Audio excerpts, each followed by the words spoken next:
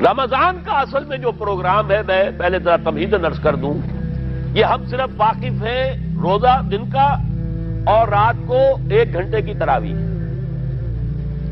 یہ بہت بڑا مغالطہ ہے، بہت بڑا مغالطہ ہے، بہت بڑا مغالطہ ہے۔ روز اصل میں رمضان کا پروگرام کیا ہے؟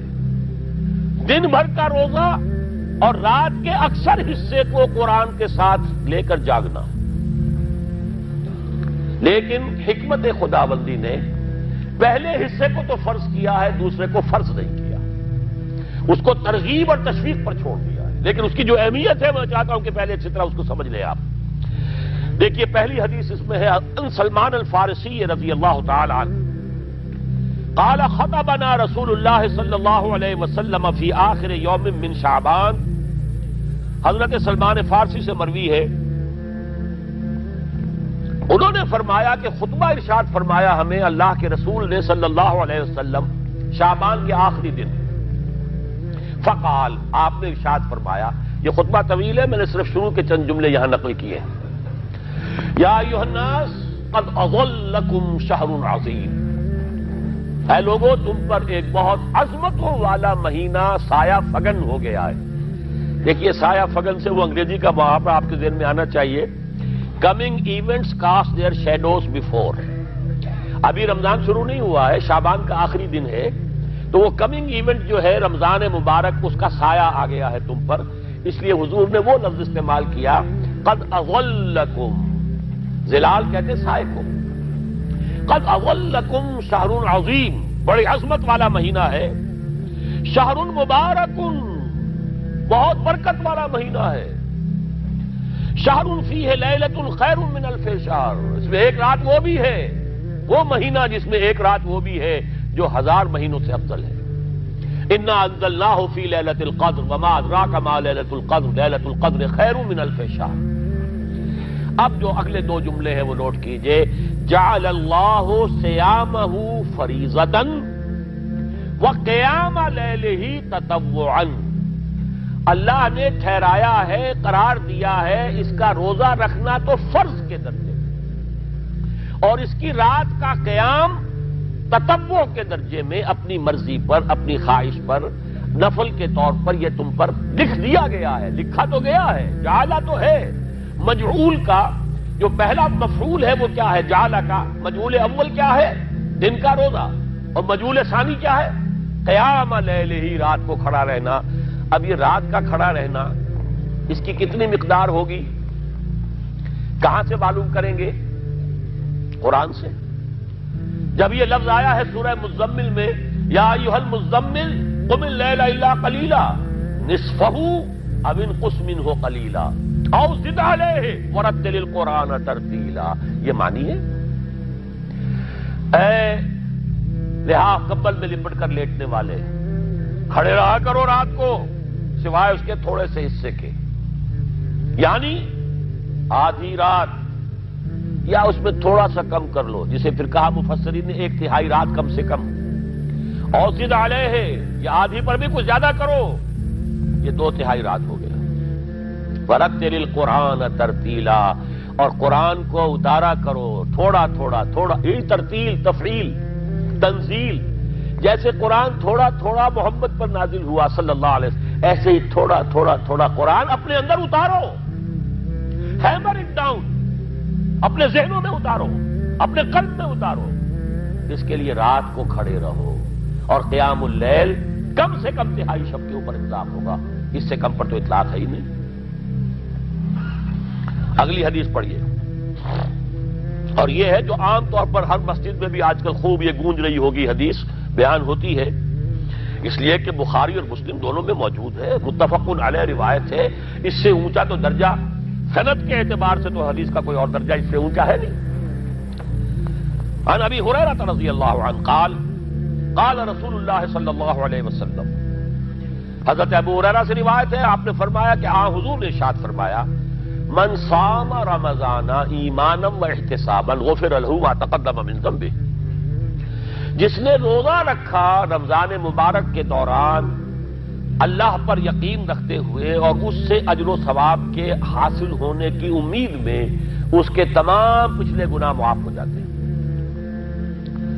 ومن قام رمضان ایمانا واحتسابا غفر له ما تقدم من ذنبه، اور جو کھڑا رہا رمضان کے دوران، کھڑا رہا ہے، جیسے ساما، میں نے شروع میں آپ سے عرض کر دیا تھا یہ مصدر ساما یصوم صومن، قام یقوم قیاما، ومن قام رمضان، جو کھڑا رہا رمضان کے دوران، پورے رمضان کے دوران کھڑا رہا، ایمان و احتسابا کی شرط پھر وہی ہے، غفر له ما تقدم من ذنبه، وہی اجر اس کا بھی ہے، ومن قام لیلۃ القدر ایمانا واحتسابا غفر له ما تقدم من ذنبه، اور جو خاص طور پر لیلۃ القدر میں کھڑا رہا ایمان اور احتساب کے ساتھ، اس کے بھی پچھلے گناہ معاف ہو گئے۔ اب یہ قامہ اور سامہ جیسے آ رہا ہے ایک دوسرے کے ساتھ پیرلل ہو کر، اس کو نوٹ کر لیں، من سام رمضان من قام رمضان، کیا یہ 1 گھنٹے کی تراویح جو ہے اس پر پوری اترتی ہے؟ نسبت خاک را با عالم پاک، کوئی اس میں ریشو پروپورشن جڑتی نہیں۔ اگلی حدیث بھی پڑھ لیجیے، یہ وہی آگے عبداللہ ابن عمرو ابن العاص رضی اللہ تعالی عنہما، جن کے بارے میں میں نے عرض کیا تھا بہت ہی زاہد منش، بڑے عابد، ہر روز روزہ اور پوری رات نماز پڑھتے تھے، وہ راوی ہیں اس کے۔ عن عبداللہ ابن عمرو رضی اللہ عنہما ان رسول اللہ صلی اللہ علیہ وسلم قال الصیام والقرآن یشفعان للعبد، روزہ اور قرآن دونوں بندے کے حق میں شفاعت کریں گے۔ یقول الصیام، روزہ یہ کہے گا اے رب، اے پروردگار، انی منعتہ الطعام والشہوات بالنہار، میں نے تیرے اس بندے کو روکے رکھا کھانے پینے سے اور شہوت سے دن کے وقت، فشفینی فی، میری وجہ سے روکا رہا، یہ کھانے کو اچھے سے اچھے جو ہے وہ موجود تھے کھانے، اور پینے کے لیے اعلیٰ سے اعلیٰ مشروب تھے، یہ رکا رہا میری وجہ سے کہ روزہ رکھا ہوا تھا، اور جیسا میں نے کہا منکوحہ بیوی موجود تھی لیکن رکا رہا، تھامے رکھا اس نے اپنے آپ کو میری وجہ سے، تو میری شفاعت اس کے حق میں قبول فرما۔ وَيَقُولُ الْقُرْآنُ، اور قرآن یہ کہے گا مَنَعْتُهُ النَّوْمَ بِاللَّيْلِ، میں نے اسے روکا رکھا رات کو سونے سے، فَشَفِّعْنِي فِيهِ، تو پروردگار میری شفاعت اس کے حق میں قبول فرما، فَيُشَفَّعَانِ، تو ان دونوں کی شفاعت قبول کی جائے گی۔ سوال یہ ہے کہ کیا روزہ 1 گھنٹے کا یا 2 گھنٹے کا ہے؟ تو یہ قیام جو ہے یہ 1 گھنٹے کا کیسے ہو گیا؟ تو میں نے پہلے کوسچن مارک آپ کے ذہن میں کھڑا کر دیا، اب جواب سنیے اس کا۔ جواب یہ ہے کہ اس کو اللہ تعالیٰ کی حکمت یہ تھی کہ اسے فرض نہ کیا جائے، اس کو معلوم ہے۔ عالمان سیکون منکم مرضی وآخرون یضربون فی الارض یبتغون من فضل اللہ وآخرون، اللہ کے علم میں ہے میرے کچھ بندے ہوں گے بیچارے غریب مزدور، دن پر مشقت کریں گے، محنت کریں گے، وہ روزہ ہی رکھ لیں، بہت بڑی بات ہے، بہت بڑی بات ہے۔ اور رات بھر کا قیام کیسے کریں گے؟ 2/3 رات کیسے کھڑے رہیں گے؟ آدھی شب کیسے ممکن ہے؟ لہذا فرض نہیں کیا، حضور نے بھی فرض نہیں کیا، نہ اس کو آپ نے لازم کیا، نہ اس کے لیے وہ زوردار جو لوگوں سے کہا کہ ضرور پڑھو، چھوڑ دیا پڑھو، اور سب لوگ پڑھتے تھے اپنے طور پر۔ اب یہ کہ کوئی آدھی رات کھڑا ہے، کوئی 1/3 رات ہے، کوئی پوری رات ہے، اللہ کے بندے۔ لیکن 3 دن حضور نے یہ باجماعت نماز پڑھا دی، لیکن پڑھائی ہے وہ تہجد کے وقت، یعنی لوگ رات کے وقت جو بھی ہے کھڑے ہیں، جاگ رہے ہیں، قرآن پڑھ رہے ہیں، لیکن یہ کہ خاص تہجد کے وقت آپ اپنے حجرے سے برآمد ہوئے تو لوگ جمع ہو گئے، آپ کے گرد جمع ہو گئے۔ آپ نے 3 دن یہ 8 رکعتیں جو تہجد کی حضور کی ہوتی تھی، وہ آپ نے 8 رکعتیں پڑھائیں باجماعت، لیکن وہ وقت تہجد کا تھا، یہ نوٹ کر لیجیے۔ 4تھے دن بھی صحابہ منتظر رہے، کیا حضور برآمد ہوں گے، تشریف لائیں گے؟ نہیں آ رہے حضور، تو کچھ کھنگار بھی رہے ہیں، کہیں پتہ نہیں حضور کہیں اونگ نہ آ گئی ہو تو ہماری آوازوں سے جاگ جائیں، پھر بھی نہیں آئے حضور۔ اگلے روز آپ نے فرمایا کہ میں جان بوجھ کر نہیں آیا، میں اگر یہ متواتر تمہیں پڑھاؤں گا تو یہ تم پر فرض ہو جائے گی۔ یہ ہے وہ رافت اور رحمت، بالمومنین رؤوف الرحیم، جو اللہ تعالیٰ کی شان ہے رحمان الرحیم ہونے کی، بالمومنین رؤوف الرحیم، یہ محمد الرسول اللہ بھی ہے، تم پر یہ سختی جو ہے یہ تمہارے لیے قابل برداشت نہیں ہوگی، لہذا میں نے یہ 3 دن صرف پڑھائی ہے، اگر مسلسل پڑھاتا تو فرض ہو جاتی۔ یہاں تک تو ہے حکمت نبوی کا معاملہ، اب آیا حکمت صحابی یا حکمت خلیفہ راشد۔ یہی معاملہ رہا حضور کی حیات طیبہ کے دوران، یہی حضرت ابوبکر رضی اللہ تعالیٰ عنہ کی خلافت کے دوران، یہی حضرت عمر کا بھی ابتدائی دور۔ لیکن دور خلافت عمر فاروق کے دوران یہ واقعہ آیا کہ حضرت عمر داخل ہوئے مسجد میں، دیکھا رات کے وقت، ابھی کوئی باجماعت تراویح کا کوئی انتظام نہیں تھا، آپ نے دیکھا کچھ لوگ مسجد کے اس کونے میں کھڑے ہیں، ایک حافظ ہے، ساتھ تو حافظ نہیں ہوتے تھے نا، تو کوئی حافظ ادھر، انہوں نے 5 6 7 8 آدمیوں نے کسی حافظ سے گزارش کی، وہ انہیں قرآن سنا رہا ہے، وہ کھڑے سن رہے ہیں، کوئی دوسرے کونے میں ایک دم گھٹا ہے کہ تیسری طرف ہے، کہیں ہے، تولیوں کے اندر لوگ جو ہے وہ قیام اللیل کا حق ادا کر رہے ہیں۔ آپ نے فرمایا کیا ہی بہتر ہو کہ یہ سب جمع ہو جائیں ایک امام کے پیچھے، اور پھر یہ کہ اسے عشاء کے ساتھ متصل رکھ دیں، تاکہ جس کو کہتے ہیں عربی میں ما لا یترک کلہ لا یترک کلہ، اگر کوئی شے کل کی کل حاصل نہیں ہو سکتی تو کوئی شخص بھی مسلمان بالکل محروم نہ رہ جائے، کم سے کم یہ 20 رکعت تراویح تو پڑھے اور قرآن سن لے، تاکہ کسی نہ کسی درجے میں تو اس کا بھی حصہ ہو جائے اس کی برکات میں سے۔ یہ ہے حکمت حضرت عمر فاروق کے فیصلے کی۔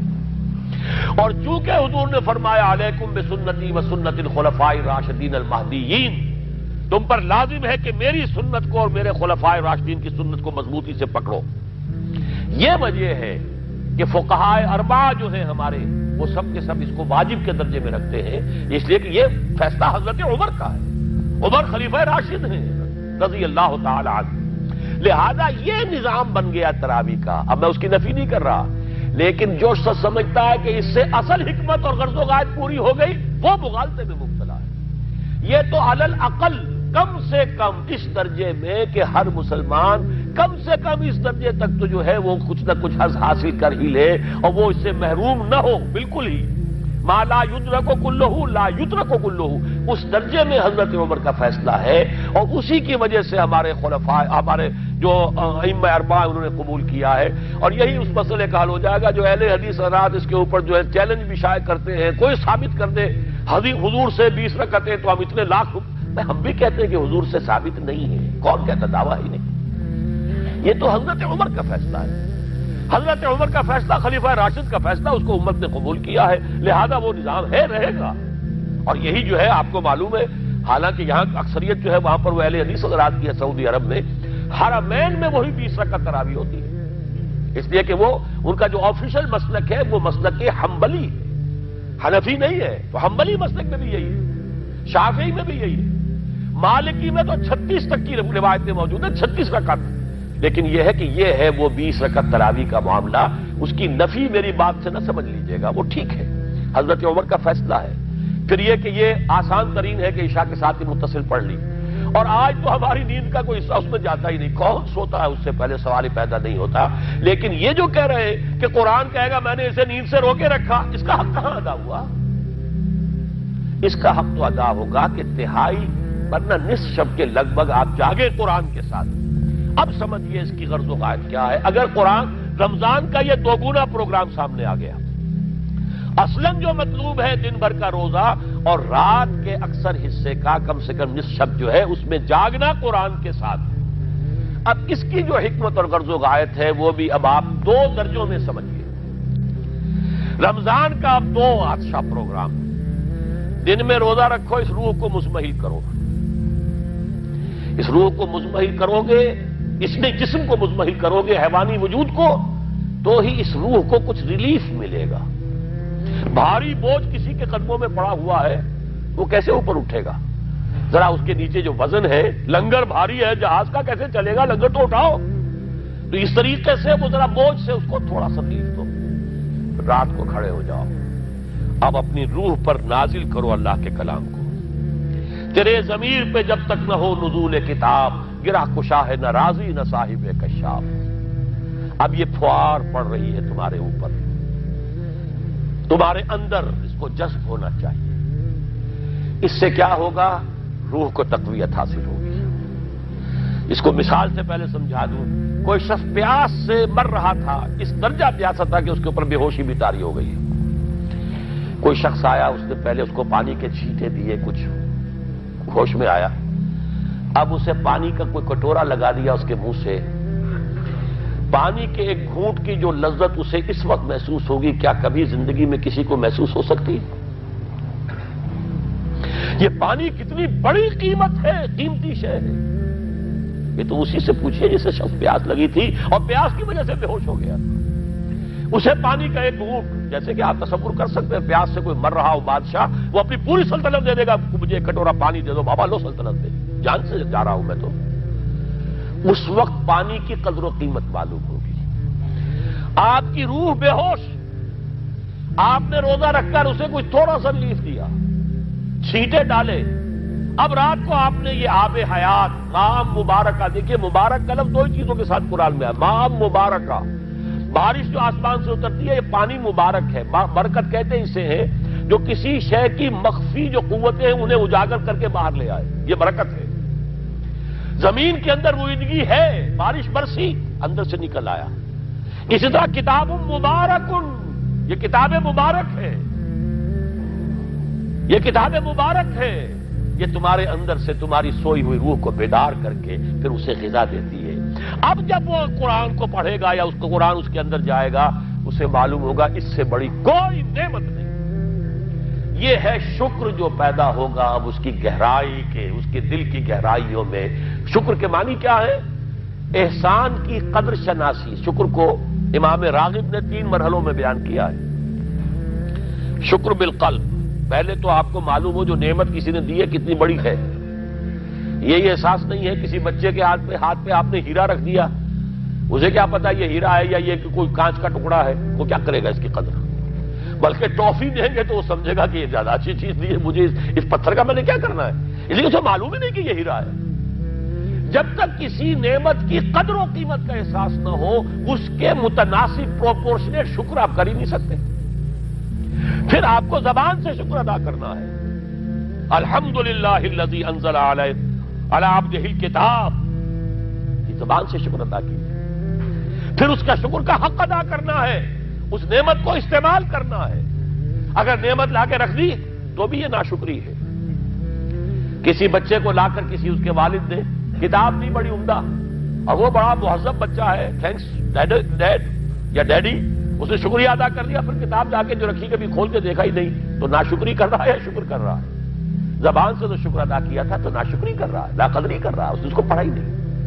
قرآن کا شکر کیا ہوگا؟ وہ میرا کتابچہ جو ہے مسلمانوں پر قرآن مجید کے حقوق، اگر وہ سمجھیں گے، جو کہ میری اس پوری دعوت قرآنی کی جڑ اور بنیاد ہے۔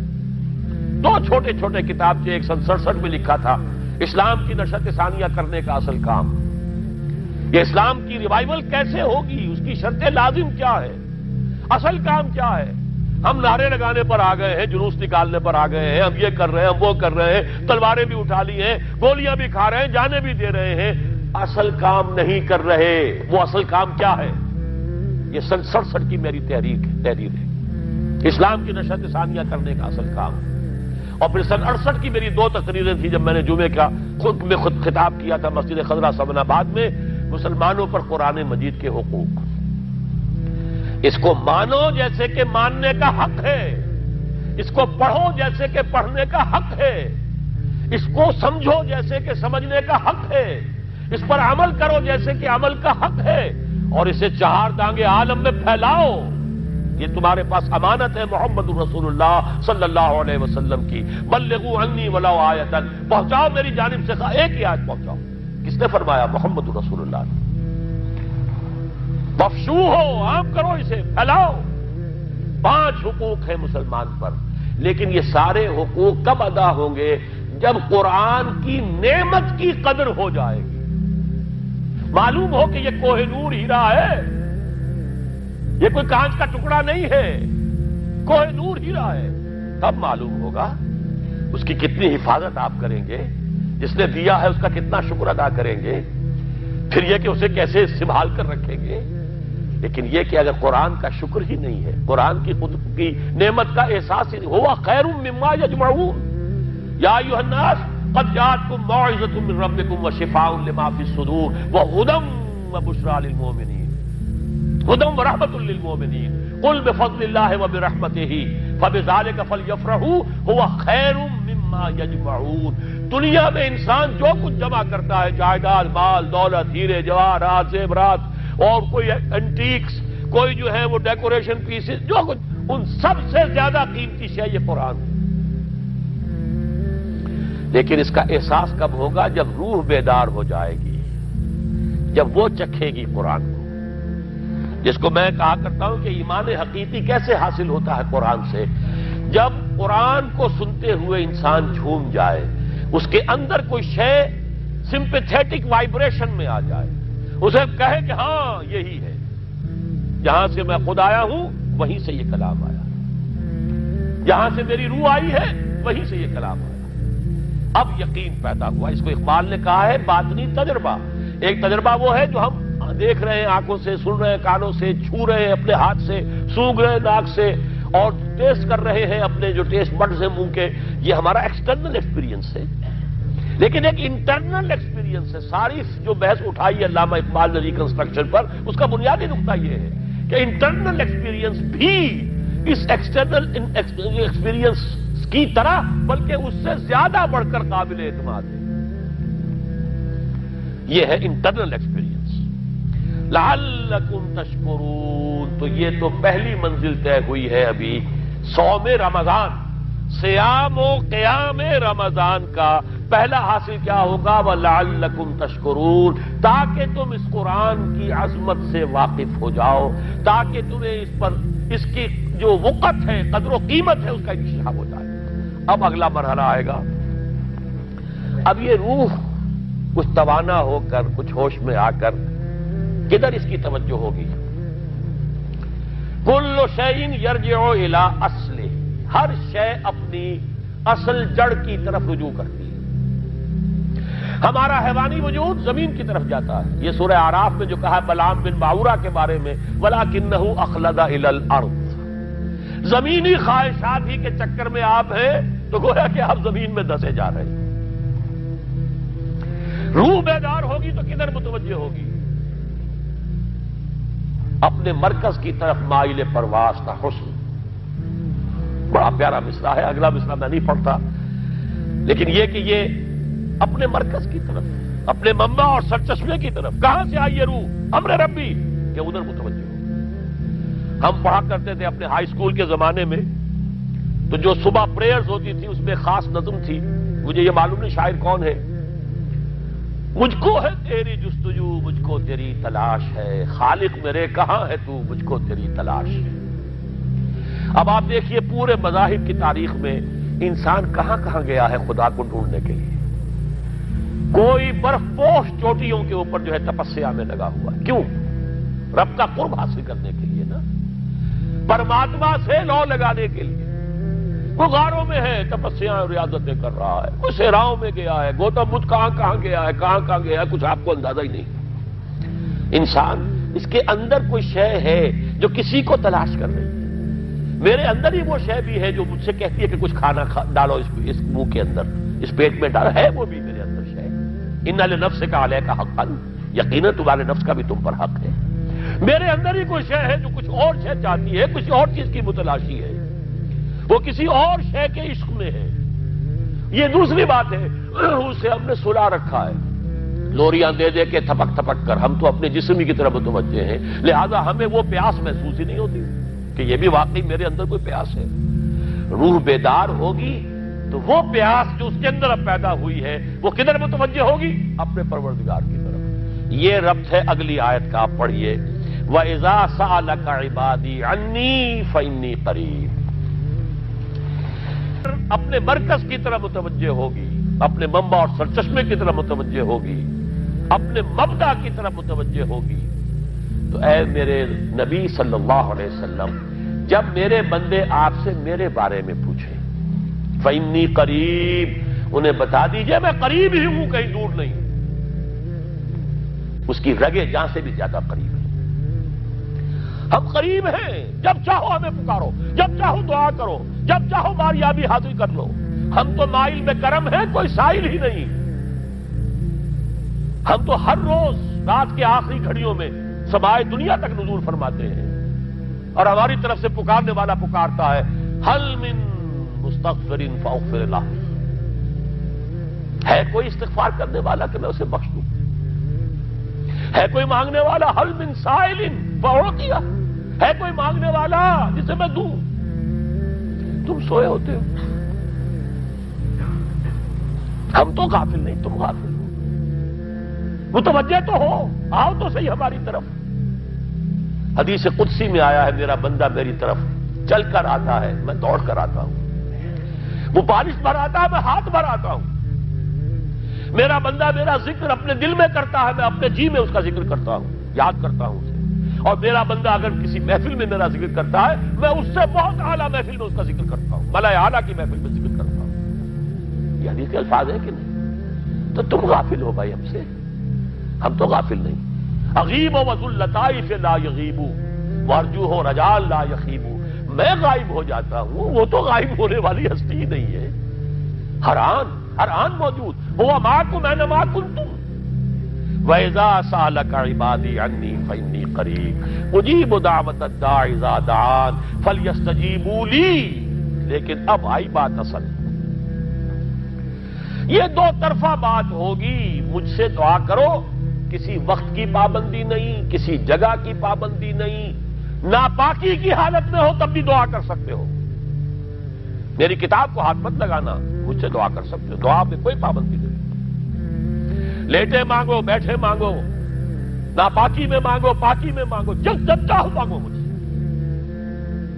دعا میں کوئی خطرت نہیں، اور جہاں پکارو گے there and then I will listen to you and I will grant your prayers۔ اجیبو جو ہے، اجیبو دونوں معنی، جواب دینا اور قبول کرنا، اجابت استجابت دونوں کا ایک ہی مفہوم ہے، جواب دینا اور قبول کرنا۔ اجیب دعوت الداعی اذا دعان، میں تو ہر پکارنے والے کی پکار کو سنتا ہوں، قبول کرتا ہوں جب بھی وہ مجھے پکارتا ہے، لیکن فلیستجیبوا لی، میرا بھی تو کہنا مانو، چاہیے کہ یہ بھی میرا کہنا مانے، مجھ سے محبت کریں، مجھ سے لو لگائیں، میرے دین کے لیے اپنے آپ کو وقف کریں، ان صلاتی و نسکی و محیای و مماتی للہ رب العالمین، میرے باغیوں کے خلاف بغاوت کریں، میرے دین کا جھنڈا اونچا کریں، یہ سارے احکام ہے کہ یہ قرآن میں۔ قاتلوہم، جیسا کہ میں نے آپ کو بتایا اگلے ہی رکوع میں قتال کا حکم آ رہا ہے، اب وہ گھوڑوں کو روزہ رکھواتے تھے، بتا دیا یہ روزہ تمہیں کس لیے رکھوایا جا رہا ہے، اگلے ہی رکوع کے اندر حکم ہے، قاتلوا فی سبیل اللہ الذین یقاتلونکم وقاتلوہم حتی لا تکون فتنۃ ویکون الدین للہ، اللہ کے لیے دین ہو جائے، پورا کا پورا نظام اللہ کے تابع آ جائے، اس کے لیے پہلے دعوت دو، محنت کرو، جد و جہد کرو، اس دعوت کے نتیجے میں جمعیت فراہم کرو، جب جمعیت اتنی ہو جائے کہ پھر اس باطل نظام کے خلاف بغاوت کر سکو تو کرو بغاوت، اگر باطل نظام کے خلاف بغاوت نہیں کرتے ہو تو پھر ہم سے بغاوت ہے تمہاری، پہلے ذہنی بغاوت ہے، آپ ڈس اون کیجئے ذہنی اعتبار سے، نفسیاتی اعتبار سے، میں اس نظام کو نہیں اون کرتا، ریکنسائل نہ کیجئے اس کے ساتھ، کوئی تعاون نہ کیجئے اس کے ساتھ، کوئی چاکری اور ملازمت نہ کیجئے اس کی، تن من دھن لگائیے اس نظام کو بدلنے کے لیے، چاہے ابھی وہ دعوت کے مرحلے میں ہے، لوگوں کو تیار کیا جا رہا ہے، تربیت دی جا رہی ہے، تزکیہ کیا جا رہا ہے، لیکن ہدف کیا ہے؟ تاکہ اللہ کا دین غالب۔ فَلْيَسْتَجِيبُوا لِي، میرا بھی تو کہنا سنیں اور مانیں، میں جہاد کا حکم دیتا ہوں تو جہاد کریں، میں اقامت دین کا حکم دیتا ہوں اقیم الدین تو اس کے لیے کھڑے ہو جائیں، میں قتال کا حکم دوں تو قتال کریں۔ فَلْيَسْتَجِيبُوا لِي وَلْيُؤْمِنُوا بِي، اور مجھ پر ہی اپنا ایمان پختہ رکھیں، توکل کریں تو مجھ پر کریں، محبت کریں تو مجھ سے کریں، راضی رہے تو میری تقدیر پر راضی رہے، توکل ہو، راضی برضائے رب ہو، اطاعت ہو، جب تک یہ ساری چیزیں اللہ کے لیے نہ ہو جائیں۔ والذین آمنوا اشد حبا للہ، اصل میں تو مومن وہ ہوتے ہیں جو سب سے بڑھ کر شدید ترین محبت اللہ سے کرتے ہیں۔ قل ان کان آباؤکم وابناؤکم واخوانکم وازواجکم وعشیرتکم واموال اقترفتموها وتجارۃ تخشون کسادها ومساکن ترضونها احب الیکم من اللہ ورسولہ وجہاد فی سبیلہ فتربصوا حتی یاتی اللہ بامرہ واللہ لا یہدی القوم الفاسقین۔ اے نبی ان سے کہہ دیجئے اگر تمہیں اپنے باپ، اپنے بیٹے، اپنے بھائی، اپنے اسپاؤسز، بیوی کے لیے شوہر، شوہر کے لیے بیوی، اور رشتہ دار، اور تمہارے وہ مال جو تم نے بڑی محنت سے جمع کیے ہیں، تمہارے وہ کاروبار جن کا تمہیں اندیشہ ہوتا ہے کہ کساد بازاری نہ ہو جائے، کہیں پر جو ہے ریسیشن نہ آ جائے، اور تمہارے وہ مکان اور محلات جو تم نے بنائے ہیں، اگر یہ 8 چیزیں محبوب تر ہیں اللہ سے اور اس کے رسول سے اور اس کی راہ میں جنگ کرنے سے، جہاد سے، تو جہاد دفع ہو جاؤ، بیٹھو وہاں، یہاں تک کہ ہم اپنا فیصلہ سنا دیں۔ اور اللہ ایسے فاسقوں کو، ایسے ناہنجاروں کو ہدایت نہیں دیتا۔ یہ ہے قرآن، آیت نمبر 24 سورہ توبہ۔ فَلْيَسْتَجِيبُوا لِي وَلْيُؤْمِنُوا بِي لَعَلَّهُمْ يَرْشُدُونَ۔ اب وہ لفظ آ گیا رشد۔ دیکھیے پہلے آیا تھا لَعَلَّكُمْ تَتَّقُونَ، روزہ، مجرد روزہ تقوی پیدا کر دے گا، ضبط نفس، اور ضبط نفس بھی وہ جو حکم خداوندی کا تابع ہے۔ یہ روزے کی ریاضت ہے، روزے کی ریاضت کا حاصل ہے۔ رمضان کے روزے کے ساتھ قیام اللیل کا دو گنا پروگرام، دن میں روزہ، رات کا قیام قرآن کے ساتھ۔ اس کا پہلا نتیجہ کیا ہے؟ لعلکم تشکرون، تاکہ قرآن کی عظمت منکشف ہو جائے، قرآن کی قدر و قیمت سے تم آگاہ ہو جاؤ، تمہیں معلوم ہو جائے کتنی بڑی دولت ہے جو اللہ نے دی ہے۔ اور آخری بات یہ، جب تمہاری روح بیدار ہو جائے گی، اپنے مالک کے ساتھ ہم کلام ہوگی، اسی کا نام دعا ہے۔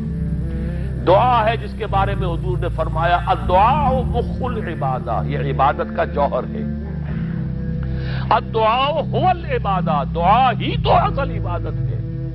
یہ دعا ہی تو ہمیں میسر نہیں ہے۔ 17 رکعتیں پڑھنی ہے ہم نے عشاء کی، لیکن اللہ کے ساتھ کوئی لوگ نہیں لگی، ادھر کی ادھر کی سوچیں آ رہی ہیں۔ 17 رکعتیں پڑھی ہوں یا 7 پڑھی ہوں، 10 پڑھی ہوں، آپ کو اجر ملے گا، لیکن آپ کو دعا نصیب نہیں ہوئی۔ دعا کب ہوتی ہے؟ بقول اقبال، یہ جو میرے اندر ہے فائنائٹ ایگو، انائے صغیر، انا میں، یہ چھوٹی سی انا ہے، اس انائے کبیر، اس انائے کبیر کے لیے سب سے بڑی جو مظہر آیت ہے قرآن مجید میں وہ سورہ طٰہٰ کی، اننی انا اللہ لا الہ الا انا، میں ہوں وہ اللہ جس کے سوا کوئی الہ نہیں، اننی انا اللہ لا الہ الا انا، یہ ہے فاعبدنی واقم الصلاۃ لذکری، یہ انائے کبیر ہے، انفائنائٹ ایگو، اللہ، انا اللہ، دی بگ انا، اور یہ چھوٹی سی انا ہے، انا میں۔ جب یہ انائے صغیر انائے کبیر کے روبرو آتی ہے، ہم کلام ہوتی ہے، یہ ہے دعا۔ اگر یہ جاگی ہی نہیں، بیدار ہوئی نہیں، ہم کلام ہوئی نہیں، تو وہ دعا تو حاصل نہیں ہوئی، مخ عبادت جو ہے، جوہر عبادت کا حاصل نہیں ہوا۔ ہاں ایک شکل ہے عبادت کی، مراسم عبودیت ہے، یہ اشکال ہے، رہ گئی رسم اذاں روح بلالی نہ رہی، فلسفہ رہ گیا تلقین غزالی نہ رہی، ایک شکل ہے، تم نے کر لی، اجر ملے گا، آخر وقت نکالا ہے، آپ اللہ کے سامنے کھڑے ہوئے ہیں، اجر سے محنت کا جو اجرت وہ دے گا، لازم اس پر بھی دے گا، لیکن حقیقت صلاۃ کوئی اور شے ہے۔ اسی لیے کہا محمد الرسول اللہ صلی اللہ علیہ وسلم الصلاۃ معراج المومنین، اہل ایمان کے لیے یہ معراج کے درجے کی شے ہے۔ معراج میں مکالمہ ہوا تھا نا، التحیات للہ والصلوات والطیبات، یہ حضور نے فرمایا، السلام علیکہ ایھا النبی ورحمۃ اللہ وبرکاتہ، کس نے کہا؟ اللہ نے فرمایا، السلام علینا وعلی عباد اللہ الصالحین، حضور نے فرمایا اس سلامتی میں تمام اللہ کے نیک بندوں کو شامل کر رہا ہوں، سلامتی مجھ پر بھی ہو اور تمام اللہ کے نیک۔ یہ مکالمہ ہے، مخاطبہ ہے۔ جب تک یہ مکالمے اور مخاطبے کی شکل نہیں، اگر وہ انائے صغیر جاگی ہی نہیں، سوئی ہوئی ہے، بے ہوش ہے، پڑی ہوئی ہے، سسک رہی ہے یا مر چکی ہے، روح مر بھی جاتی ہے، جسم زندہ ہے، روح مر چکی ہے، جسم جان کے ساتھ زندہ ہے، حیوان انسان زندہ ہے، انسان مر چکا ہے۔ اس لیے قرآن کہتا ہے نبی یہ مردہ ہے، اموات غیر احیاء، یہ نہیں سنتے ہیں، یا آپ کو سمجھتے ہیں آپ کے یہ بڑے غور سے سن رہے ہیں، نہیں سن رہے ہیں، یہ تو مردہ ہے، روحانی طور پر مردہ ہے، ان کی روح مر چکی ہے، یہ تو حیوان رہ گیا زندہ، صرف یہ چلتے پھرتے مقبرے ہیں، یہ چلتے پھرتے تعزیے ہیں، اس کے سوا کچھ نہیں۔ یہ ابو جہل کون ہے اور ابو لہب کون ہے؟ یہ حیوان ابو جہل ہے اور حیوان ابو لہب ہے۔ ظاہر بات ہے کہ آنکھ تو کتے کی بھی ہے اور بلی کی بھی ہے، اور کان کتے کے بھی ہے، بلی کے بھی ہے، کتا بھی دیکھ کر گاڑی آ رہی ہے تو اپنے آپ کو بچاتا ہے، تم نے بچا لیا تو کون سا بڑا کمال کیا؟ وہ اندر کا انسان مر چکا ہے، یہ انسان اندر کا روحانی وجود یا مر چکا ہے یا سسک رہا ہے یا دبا ہوا ہے، بے ہوش ہے۔ یہ بیدار ہو اور ہم کلام ہو، افلاک سے آتا ہے نالوں کا جواب آخر، کرتے ہیں خطاب آخر، اٹھتے ہیں حجاب آخر، آتا ہے اللہ جواب دیتا ہے۔ اجیب دعوت الداعی اذا دعان، روحانی کان کھلے ہو تو تم جواب سنو گے، ان کانوں سے نہیں۔ وہی جب محمد پر آئی تھی ان کانوں سے نہیں آئی تھی، وہ دل پر اتری تھی براہ راست۔ فَإِنَّهُ نَزَّلَهُ عَلَىٰ قَلْبِكَ، ان کانوں کا ان آنکھوں کا سوال نہیں ہے، وہ دل پر براہ روح ہے محمدی پر۔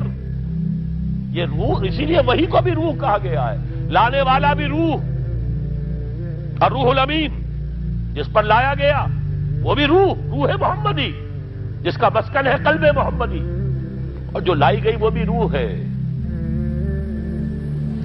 وَكَذَلِكَ أَوْحَيْنَا إِلَيْكَ رُوحًا مِّنْ أَمْرِنَا، یہ قرآن ہم نے نازل کیا، ایک روح ہے اے محمد جو آپ پر نازل کیا۔ مَا كُنْتَ تَدْرِي مَا الْكِتَابُ وَلَا الْإِيمَانُ، اس سے پہلے تو آپ کو کچھ پتہ نہیں تھا، کتاب کیا، شریعت کیا، ایمان کیا۔ وَلَٰكِنْ جَعَلْنَاهُ نُورًا، ہم نے اس قرآن کو نور بنا کر آپ پر اتارا ہے۔ یہ ہے، اس کے لیے ہے اصل رشد۔ اب آخری لفظ آیا رشد، یہ گویا کہ جو مختلف الفاظ ہیں قرآن میں، کامیاب، فائزون، اولئک هم الفائزون، ٹھیک ہے، فوز، کامیابی تک پہنچنے والا، اولئک هم المفلحون، یہ ایک اور لفظ ہے، لیکن راشدون یہ چوٹی کا لفظ ہے، اسی لیے صحابہ کے لیے آیا اولئک هم الراشدون سورہ الحجرات میں۔